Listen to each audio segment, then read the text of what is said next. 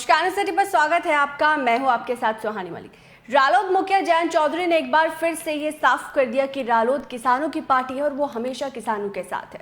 Greater Noida प्राधिकरण पर किसानों को समर्थन देने रालोद के अध्यक्ष जयंत चौधरी अपने विधायकों के साथ पहुंचे थे और जयंत चौधरी ने इस दौरान कहा कि रालोद हमेशा से किसानों की आवाज उठा रहा है और किसानों की ही पार्टी है।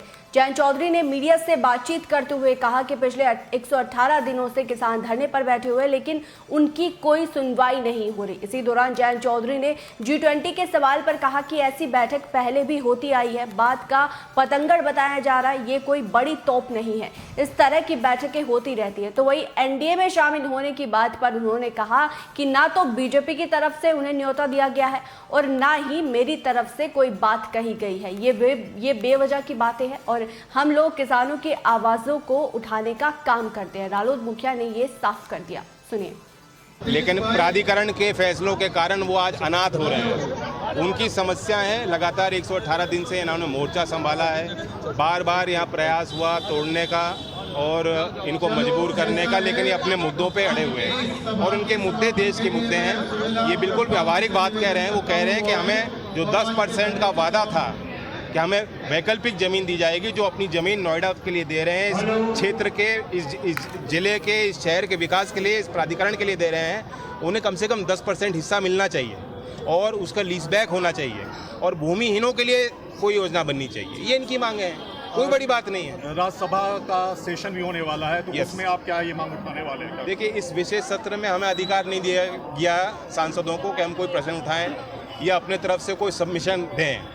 तो सरकारी एजेंडा क्या है वो सरकार ही जानती है और जब सदन चलेगा तभी जानकारी हमें मिल पाएगी। जी, ये भी होने वाला है। आपको G20 समिट अभी हुआ है हाल में, तो उसकी सफलता पे क्या कहेंगे? सफल है क्या? ठीक है, कोई इतना बात का बतंगड़ बनाया जा रहा है, कोई इतनी बड़ी तोप नहीं है। ठीक है, इस तरह की बैठकें होती आई हैं। अगले साल ब्राज़ील है, ब्राज़ील करेगा। इससे पहले किस देश ने किया किसी को मालूम है? देश में किसी को मालूम था इससे पहले G20 का शर्पा कौन था, कौन आयोजक था, उससे हमें क्या मिला देश? ठीक है, ये फैसले होते हैं, हम देश के साथ हैं। हम भी चाहते हैं भारत का नाम बढ़े और भारत का नाम रोशन करने वाले हमारे देश के किसान हैं। जब उनकी पहचान बढ़ेगी, उनकी ताकत बढ़ेगी, तब देश आगे बढ़ेगा। आज आपकी पार्टी का स्थापना दिवस भी, उसकी बधाई आपको। तो आज आपने क्या संदेश दिया? ग्रेटर नोएडा में आपने पदाधिकारियों को संबोधित भी किया? हमने अपने G20 की मीटिंग बुलाई थी। जो लोक दल के हमारे पश्चिमी उत्तर प्रदेश के मुख्य लोग हैं जिले के, उनको बुलाया गया और हमने यही कहा कि हमारे संगठन का विस्तार नीचे तक हो जाए, बूथ का निर्माण कैसे करना है, चुनावों को कैसे लड़ाना है, हम इंडिया में शामिल हैं, हमारे मुद्दे, देश के मुद्दे क्या हैं, सारी बातों पर हमने चर्चा की। दिल्ली में भी अभी हाल में कुछ दिनों में होने वाला है इसका एक बैठक। कल कैंपेन समिति की बैठक है और जब सदन चलेगा तो सारे नेता दोबारा मिलकर बैठेंगे। ऐसी भी चर्चा बीच में मीडिया में आई थी कि भाजपा में शामिल हो रहे हैं जयंत चौधरी और सीट ज़्यादा मांग रहे हैं, इसलिए वो शामिल नहीं हुए भाजपा में। क्या ऐसे सच्चाई? देखो, अब मैं रोज़ सुबह उठ के ही उनको नकारूं, वो भी ठीक नहीं। ना उन्होंने कोई बुलावा दिया, ना वो निमंत्रण दे रहे हैं, ना वो चाह रहे हैं, ना मैं उन्हें चाह रहा हूँ, ना वो इन्हें चाह रहे हैं। वो इनकी बात सुन लें तो कोई रास्ता बने।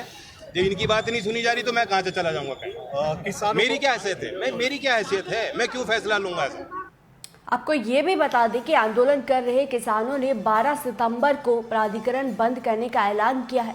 किसान सभा के पदाधिकारियों का कहना है कि प्रशासन की ओर से हर गांव में पुलिस भेजकर किसानों को डराने की कोशिश हो रही है, परंतु किसान सभा की कमेटी और किसान सभा के लोग प्राधिकरण को बंद करने की पूरी तैयारी में जुटे हैं। प्राधिकरण को तभी खोला जाएगा जब मुद्दों पर ठोस नतीजे आएंगे।